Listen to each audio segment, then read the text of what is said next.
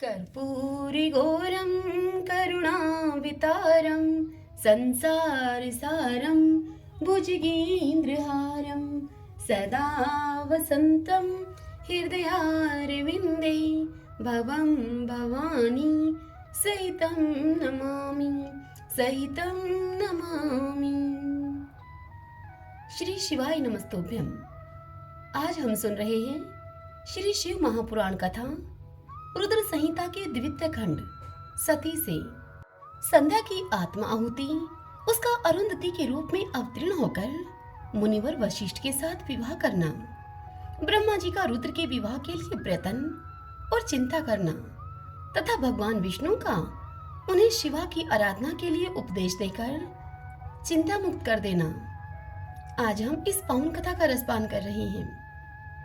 मेरा यह प्रयास है कि चातुर्मास के इस अंतराल में शिव महापुराण की कथाओं का हम संपूर्ण अध्ययन कर लें।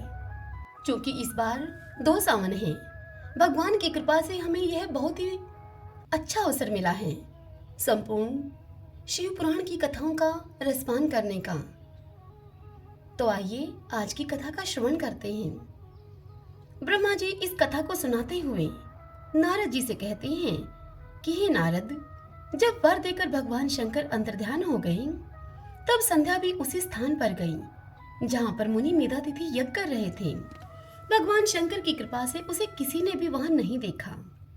उसने उस तेजस्वी ब्रह्मचारी का स्मरण किया जिसने उसके लिए तपस्या की विधि का उपदेश दिया था।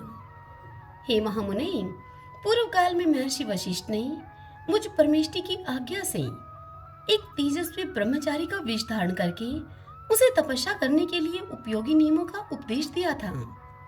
संध्या अपने को तपस्या का उपदेश देने वाले उन्हीं ब्रह्मचारी ब्राह्मण वशिष्ठ को पति रूप से मन में रखकर उस महायज्ञ में प्रज्वलित अग्नि के समीप गई। उस समय भगवान शंकर की कृपा से मुनियों ने उसे वहां नहीं देखा। ब्रह्मा जी की वह पुत्री बड़े हर्ष के साथ उस अग्नि में प्रविष्ट हो गई। उसका पुरोडाशमय शरीर तत्काल ही दग्ध हो गया।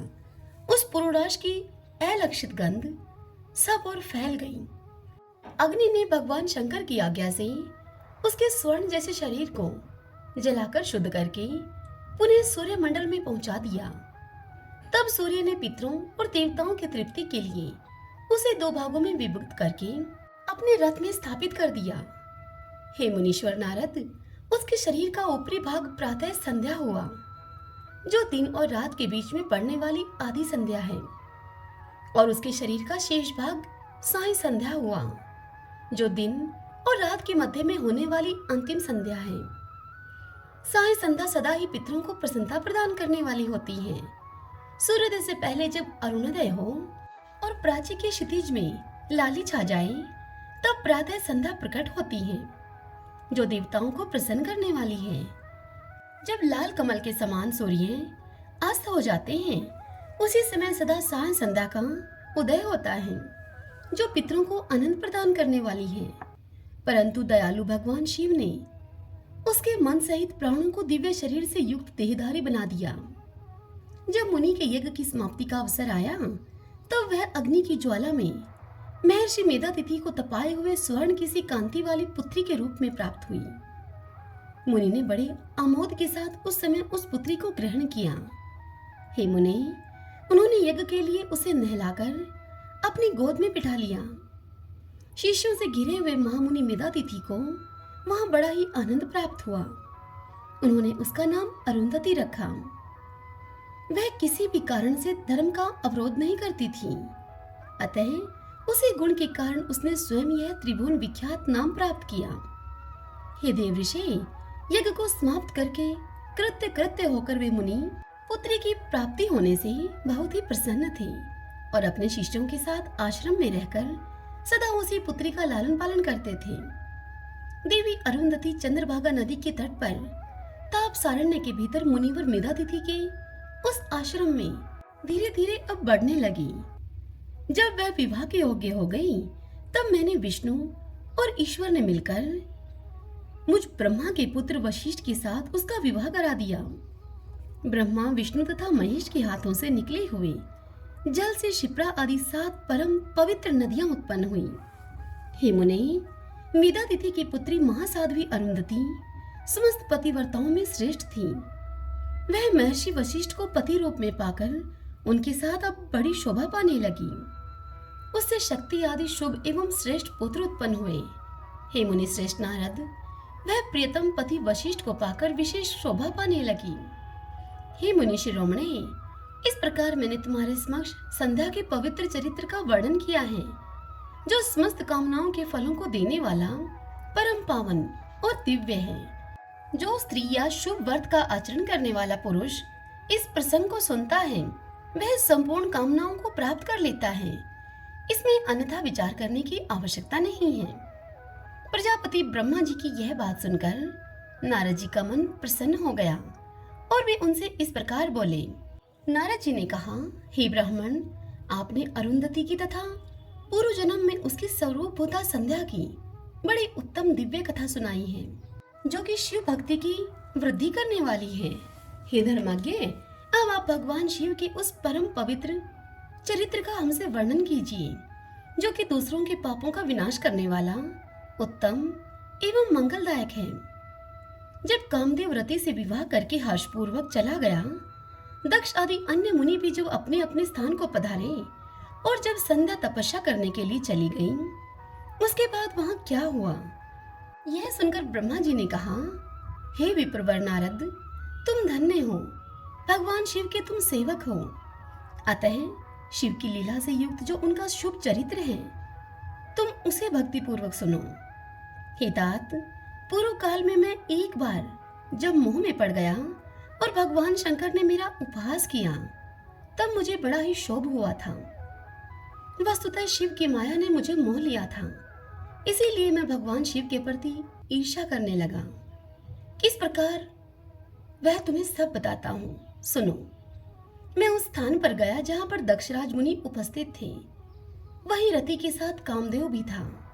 हे नारद, उस समय मैंने बड़ी प्रसन्नता के साथ दक्ष और दूसरे पुत्रों को संबोधित करके वार्तालाप आरंभ किया। उस वार्तालाप के समय मैं शिव की माया से पूर्णतः मोहित था। अतः मैंने कहा कि हे पुत्रों, तुम्हें ऐसा प्रयत्न करना चाहिए जिससे कि महादेव जी किसी कमनीय कांति वाली स्त्री का पाणी ग्रहण करें। इसके बाद मैंने भगवान शिव को मोहित करने का समस्त भार रति के सहित कामदेव को सौंपा। कामदेव ने मेरी आज्ञा को मानकर कहा कि हे प्रभु, सुंदर स्त्री ही मेरा अस्त्र है, अतः शिव जी को मोहित करने के लिए किसी नारी की सृष्टि कीजिए आप। हे नारद, कामदेव की इस बात को सुनकर मैं चिंता में पड़ गया और लंबी सांस खींचने लगा। मेरे उस निश्वास से राशि राशि पुष्पों से विभूषित वसंत का प्रादुर्भाव हुआ। वसंत और मल्यानिल ये दोनों मदन के सहायक हुए। इनके साथ जाकर कामदेव ने वामदेव को मोहने की बारंबार चेष्टा की, परंतु उसे सफलता न मिली। जब वह निराश होकर लौट आया, तब उसकी बात सुनकर मुझे बड़ा ही दुख हुआ। उस समय मेरे मुख से जो निश्वास वायु चली, उससे मारगणों की उत्पत्ति हुई। उन्हें मदन की सहायता के लिए आदेश देकर मैंने उन्हें उन सबको शिवजी के पास में भेजा, परंतु महान प्रयत्न करने पर भी वे भगवान शिव को मोह में न डाल सके। कामदेव सह परिवार वापस लौट आया और मुझे प्रणाम करके अपने स्थान को चला गया।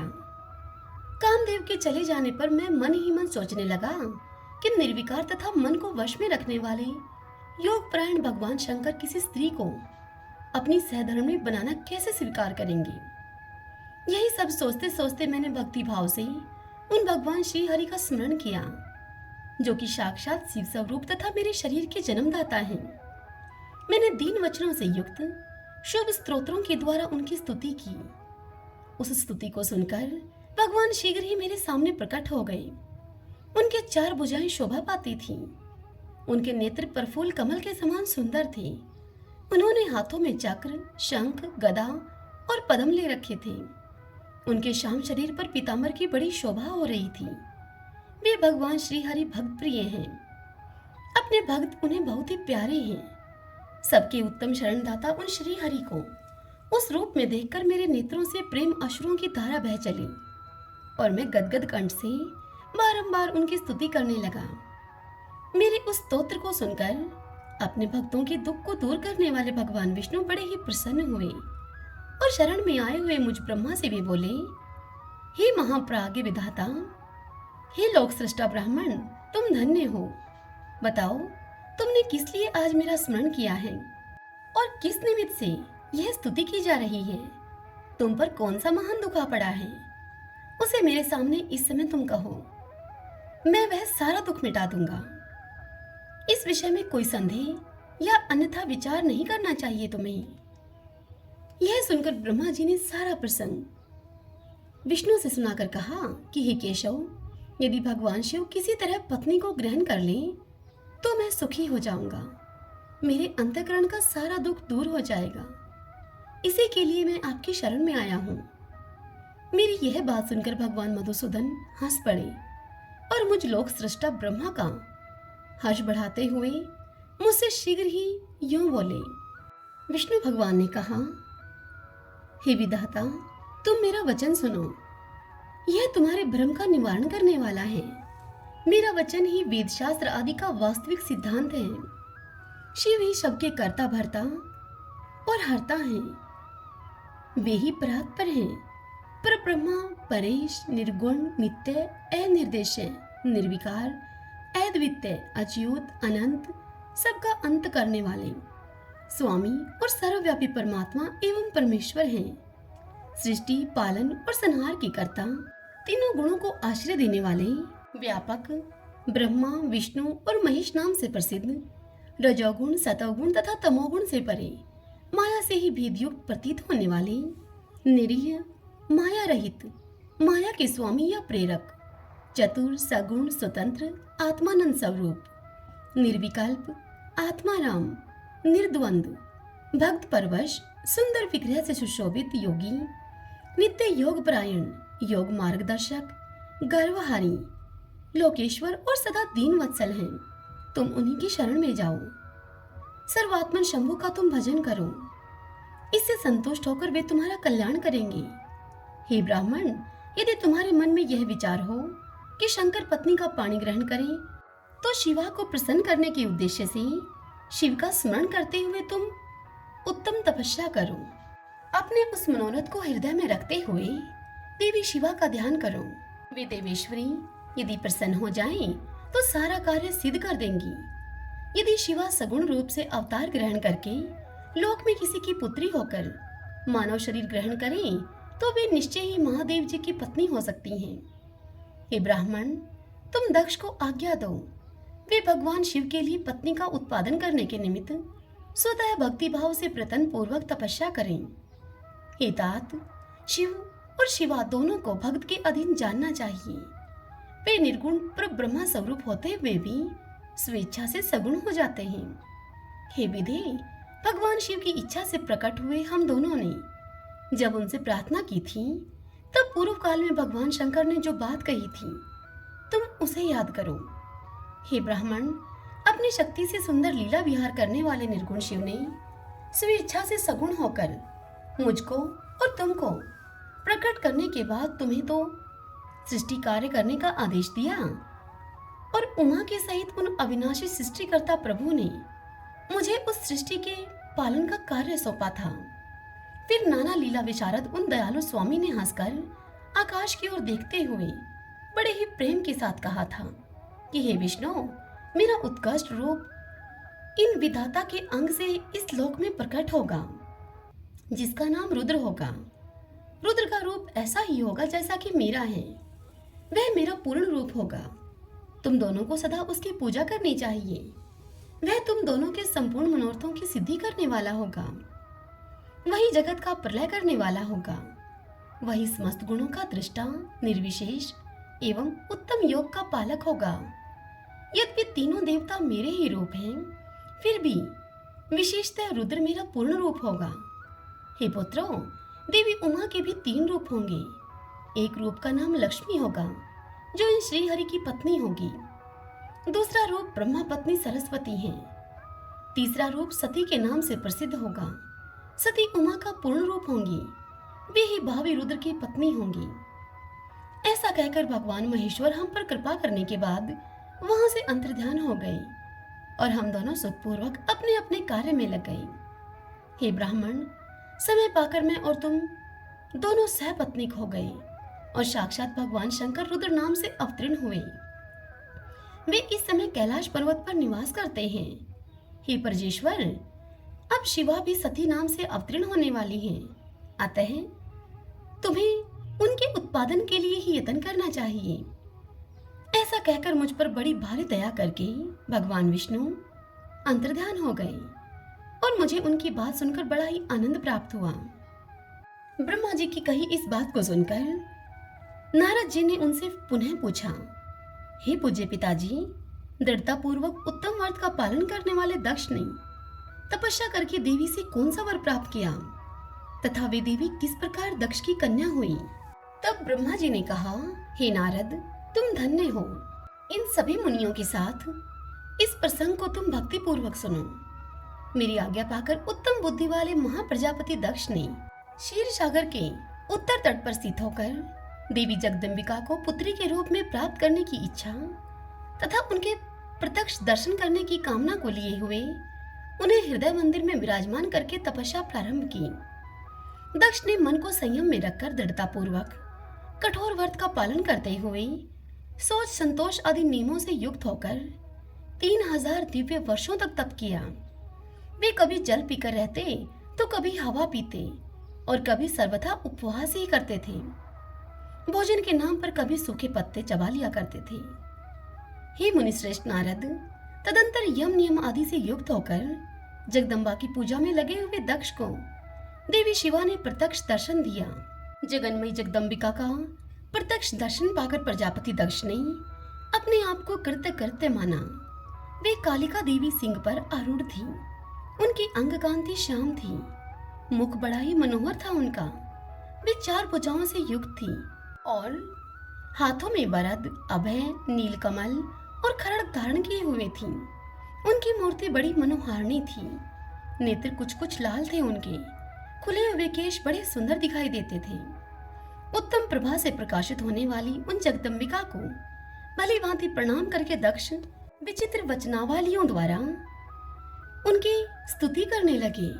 दक्ष ने कहा कि हे जगदम्ब, हे महामाये, हे जगदीशे, हे महेश्वरी, आपको नमस्कार है। आपने कृपा करके मुझे अपने स्वरूप का दर्शन कराया है। हे भगवती, हे आदे, मुझ पर आप प्रसन्न होइए। हे शिवरूपिणी, प्रसन्न होइए। हे भक्त वरदायिनी, प्रसन्न होइए। हे जगन्माये, आपको नमस्कार है। ब्रह्मा जी कहते हैं कि हे मुने, संयत चित्त वाले दक्ष के इस प्रकार स्तुति करने पर महेश्वरी शिवा ने स्वयं ही उनके अभिप्राय को जान लिया। तो भी दक्ष से इस प्रकार उन्होंने कहा, हे दक्ष, तुम्हारी इस उत्तम भक्ति से मैं बहुत ही संतुष्ट हूँ। तुम अपना मनोवांछित वर मांगो, तुम्हारे लिए मुझे कुछ भी अदेय नहीं है। जगदम्बा की यह बात सुनकर प्रजापति दक्ष बहुत ही प्रसन्न हुए और उन शिवा को बारंबार प्रणाम करते हुए वे बोले। दक्ष ने कहा, हे जगदम्ब, हे महामाये, यदि आप मुझे वर देने के लिए उद्यत हैं तो मेरी आप बात सुनिए और प्रसन्नता पूर्वक मेरी इच्छा को पूर्ण कीजिए। मेरे स्वामी जो भगवान शिव हैं, वे रुद्र नाम धारण करके ब्रह्मा जी के पुत्र रूप से अवतीर्ण हुए हैं। वे परमात्मा शिव के पूर्ण अवतार हैं, परंतु आपका कोई अवतार नहीं हुआ है। फिर उनकी पत्नी कौन होगी? अतः हे शिवे, आप भूतल पर अवतीर्ण होकर उन महेश्वर को अपने रूप लावण्य से मोहित कर लीजिए। हे देवी, आपके सिवा दूसरी कोई स्त्री रुद्रदेव को कभी मोहित नहीं कर सकती।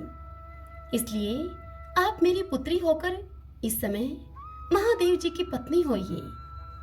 इस प्रकार सुंदर लीला करके आप हर मोहिनी भगवान शिव को मोहित करने वाली बनिए। हे देवी, यही मेरे लिए वर है। यह केवल मेरे ही स्वार्थ की बात हो, ऐसा नहीं सोचना चाहिए। इसमें मेरे ही साथ संपूर्ण जगत का भी हित है। ब्रह्मा, विष्णु और शिव में से ब्रह्मा जी की प्रेरणा से ही मैं यहाँ पर आया हूँ। प्रजापति दक्ष का यह वचन सुनकर जगदम्बिका शिवा हंस पड़ी और मन ही मन भगवान शिव का स्मरण करके वे इस प्रकार से बोली। देवी ने कहा कि हे तात, हे प्रजापति दक्ष, तुम मेरी उत्तम बात सुनो। मैं सत्य कहती हूँ। तुम्हारी भक्ति से अत्यंत प्रसन्न होकर तुम्हें संपूर्ण मनोवांछित वस्तु देने के लिए मैं उद्यत हूँ। दक्ष, यद्यपि मैं महेश्वरी हूँ, तथापि तुम्हारी भक्ति के अधीन होकर तुम्हारी पत्नी के गर्भ से तुम्हारी पुत्री के रूप में मैं अवतीर्ण होंगी, इसमें संशय नहीं है। हे अनग, मैं अत्यंत दुस्सह तपस्या करके ऐसा प्रयत्न करूंगी जिससे कि महादेव जी का वर पाकर उनकी पत्नी हो जाऊं मैं। इसके सिवा किसी और उपाय से यह कार्य सिद्ध नहीं हो सकता, क्योंकि वे भगवान सदाशिव सर्वथा निर्विकार हैं, ब्रह्मा और विष्णु के भी सेवक हैं तथा नित्य परिपूर्ण रूप ही हैं। मैं सदा उनकी दासी और प्रिया हूँ। प्रत्येक जन्म में वे नाना रूपधारी शंभु ही मेरे स्वामी होते हैं।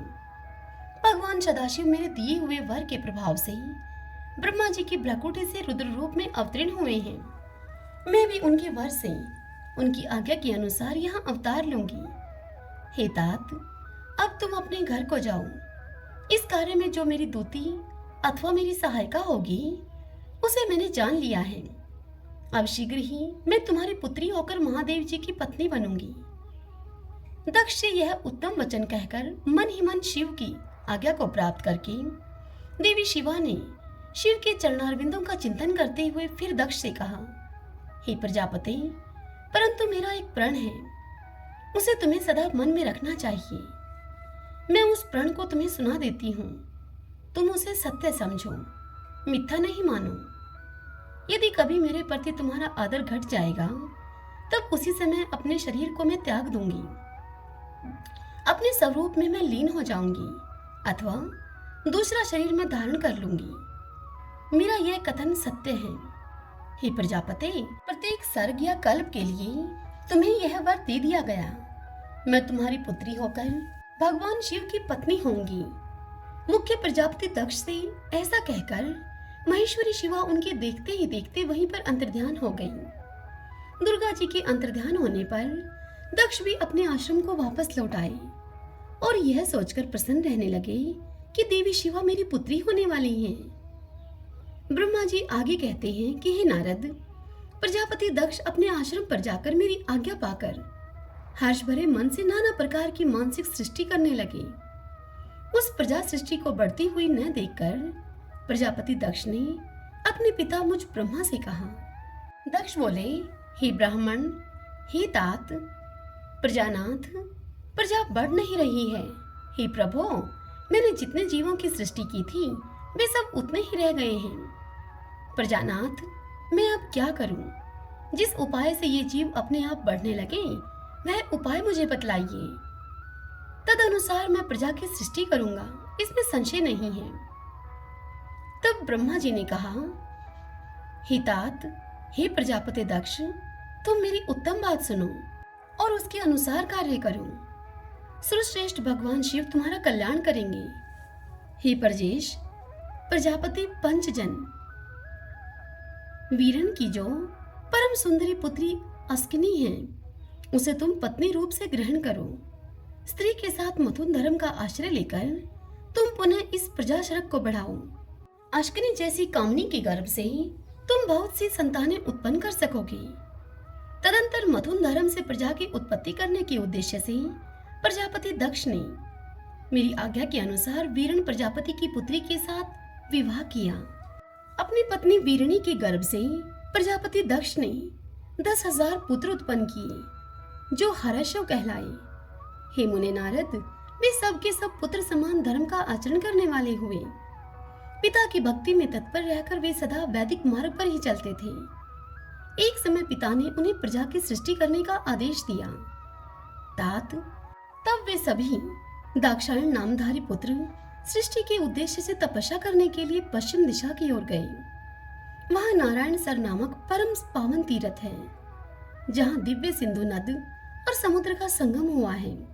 उस तीर्थ जल का ही निकट से स्पर्श करते हुए उनका अंतःकरण शुद्ध और ज्ञान से संपन्न हो गया। उनकी आंतरिक मलराशि धुल गई और वे परमहंस धर्म में स्थित हो गए। दक्ष के वे सभी पुत्र पिता के आदेश में बंधे हुए थे, अतः मन को सुस्थिर करके प्रजा की वृद्धि के लिए वहां वह तप करने लगे। वे सभी सत्पुरुषों में श्रेष्ठ थे। हे नारद, जब तुम्हें पता लगा कि हर्षवगण सृष्टि के लिए तपस्या कर रहे हैं, तब भगवान लक्ष्मीपति के हार्दिक अभिप्राय को जानकर तुम स्वयं उनके पास गए और आदरपूर्वक उनसे यूं बोले। तुमने उनसे कहा कि दक्ष पुत्र हर्षवगण, तुम लोग पृथ्वी का अंत देखे बिना सृष्टि रचना करने के लिए कैसे उद्यत हो गए। हर्षव आलस्य से दूर रहने वाले थे और जन्म काल से भी बड़े बुद्धिमानी थे। वे सब के सब तुम्हारा उपयुक्त कथन सुनकर स्वयं उस पर विचार करने लगे। उन्होंने यह विचार किया कि जो उत्तम शास्त्र रूपी पिता के निवृत्ति परक आदेश को नहीं समझता, वह केवल रज आदि गुणों पर विश्वास करने वाला पुरुष सृष्टि निर्माण का कार्य कैसे आरंभ कर सकता है। ऐसा निश्चय करके वे उत्तम बुद्धि और एक चित वाले दक्ष कुमार नारद को प्रणाम करके और उनकी परिक्रमा करके ऐसे पद पर चले गए जहाँ कोई जाकर वापस नहीं लौटता है। हे नारद, तुम भगवान शंकर के मन हो और हे मुने, तुम समस्त लोकों में अकेले विचरा करते हो। तुम्हारे मन में कोई विकार नहीं है, क्योंकि तुम सदा महेश्वर की मनोवर्ती के अनुसार ही कार्य करते हो। जब बहुत समय बीत गया, तब मेरे पुत्र प्रजापति दक्ष को यह पता लगा कि मेरे सभी पुत्र नारद से शिक्षा पाकर नष्ट हो गए हैं, मेरे हाथ से वह निकल गए हैं। इससे दक्ष को बड़ा ही दुख हुआ और दक्ष बार बार कहने लगे कि उत्तम संतानों का पिता होना शोक का ही स्थान है, क्योंकि श्रेष्ठ पुत्रों के बिछुड़ जाने से पिता को बड़ा ही कष्ट होता है। शिव की माया से मोहित होने से दक्ष को पुत्र वियोग के कारण बहुत ही शोक होने लगा। तब मैंने आकर अपने बेटे दक्ष को बड़े प्रेम से समझाया और उसे सांत्वना दी। मैंने उससे कहा कि दैव का विधान बड़ा ही प्रबल होता है इत्यादि बातें उसको बताकर उसके मन को मैंने शांत किया। मेरे सांत्वना देने पर दक्ष पुनः पंचजन कन्या अश्कनी के गर्भ से शबलाशु नाम के एक सहस्त्र पुत्र उत्पन्न किए। पिता का आदेश पाकर वे पुत्र भी प्रजा सृष्टि के लिए दृढ़ता पूर्वक प्रतिज्ञा पालन का नियम लेकर उसी स्थान पर गए जहां उनके सिद्धि को प्राप्त हुए बड़े भाई गए थे। नारायण सरोवर के जल का स्पर्श होने मात्र से उनके सारे पाप नष्ट हो गए, अंतःकरण में शुद्धता आ गई और फिर वे उत्तम वर्त के पालक शबलाशु ब्रह्मा यानी कि पर्णों का जप करते हुए वहां बड़ी भारी तपस्या करने लगे। उन्हें प्रजा सृष्टि के लिए उद्यत जानकर तुम पुनः पहले की ही भांति ईश्वरीय गति का स्मरण करते हुए उनके पास गए और वही बात उनसे भी कहने लगे जो कि उनके भाइयों को तुम पहले ही कह चुके थे। हे मुने नारद, तुम्हारा दर्शन अमोघ है, इसीलिए तुमने उनको भी भाइयों का ही मार्ग दिखलाया। अतएव वे भाइयों के ही पथ पर उद्धव गति को प्राप्त हुए। उसी समय प्रजापति दक्ष को बहुत से उत्पात दिखाई दिए। इससे मेरे पुत्र दक्ष को बड़ा ही विस्मय हुआ और वे मन ही मन बड़े दुखी हुए। फिर उन्होंने पूर्ववत तुम्हारी ही करतूत से अपने पुत्रों का नाश हुआ सुना। इससे उन्हें बड़ा आश्चर्य हुआ। वे पुत्र शोक से मूर्छित होकर अत्यंत कष्ट का अनुभव करने लगे। फिर दक्ष ने तुम पर बड़ा ही क्रोध किया और तुमसे कहा कि यह नारद बड़ा दुष्ट है। दैववश उसी समय तुम दक्ष पर अनुग्रह करने के लिए वहां पर आ पहुंचे। तुम्हें देखते ही शोकावेश से युक्त हुए दक्ष के होठ रोष से फड़कने लगे। तुम्हें सामने पाकर वे धिक्कारने और तुम्हारी निंदा करने लगे। दक्ष ने कहा कि ओ नीच, तुमने यह क्या किया? तुमने झूठ मूठ साधुओं का बाना पहन रखा है। इसी के द्वारा ठगकर हमारे भोले भाले बालकों को जो तुमने भिक्षुओं का मार्ग दिखाया है, यह तुमने अच्छा नहीं किया। तुम निर्दय और शठ हो, इसीलिए तुमने हमारे इन बालकों के जो अभी ऋषिगण देव ऋण और पितृ ऋण से मुक्त भी नहीं हो पाए थे, लोक और परलोक दोनों के श्रेय का नाश कर डाला। जो पुरुष इन तीनों ऋणों को उतारे बिना ही मोक्ष की इच्छा मन में लिए हुए माता पिता को त्याग कर घर से निकल जाता है और वह सन्यासी हो जाता है, तो वह अधोगति को प्राप्त होता है। तुम निर्दय और बड़े निर्लज हो, बच्चों की बुद्धि में भेद पैदा करने वाले हो और अपने सुयश को स्वयं ही नष्ट कर रहे हो। हे मूढ़मते नारद, तुम भगवान विष्णु के पार्षदों में व्यर्थ ही घूमते फिरते हो। हे अधमाधम, तुमने बारंबार मेरा अमंगल किया है, अतः आज से तीनों लोकों में विचरते हुए तुम्हारा पैर कहीं स्थिर न रहेगा, अथवा कहीं भी तुम्हें ठहरने के लिए सुस्थिर ठोर ठिकाना नहीं मिलेगा। हे नारद, यद्यपि तुम साधु पुरुषों के द्वारा सम्मानित हो, फिर भी उस समय दक्ष ने शोकवश तुम्हें श्राप दे दिया। वे ईश्वर की इच्छा को नहीं समझ सके। हे नारद, शिव की माया ने उन्हें अत्यंत मोहित कर दिया था। हे मुने, तुमने उस शाप को चुपचाप ग्रहण कर लिया और अपने चित्त में विकार नहीं आने दिया। यही ब्रह्मा भाव है। ईश्वर कोटि के महात्मा पुरुष स्वयं श्राप को मिटा देने में समर्थ होने पर भी उस श्राप को सह लेते हैं। हरि ओम तत्सत। श्री शिवाय नमस्तुभ्यं। आज की यह कथा यहीं पर पूर्ण हुई। कल की कथा में हम सुनेंगे दक्ष की 60 कन्याओं का विवाह, दक्ष और वारिणी के यहाँ देवी शिवा का अवतार होना, दक्ष के द्वारा उनकी स्तुति तथा सती के सद्गुणों एवं चेष्टाओं से माता पिता की प्रसन्नता। कल हम इस प्रसंग को सुनेंगे। आज की यह कथा आपको कैसी लगी?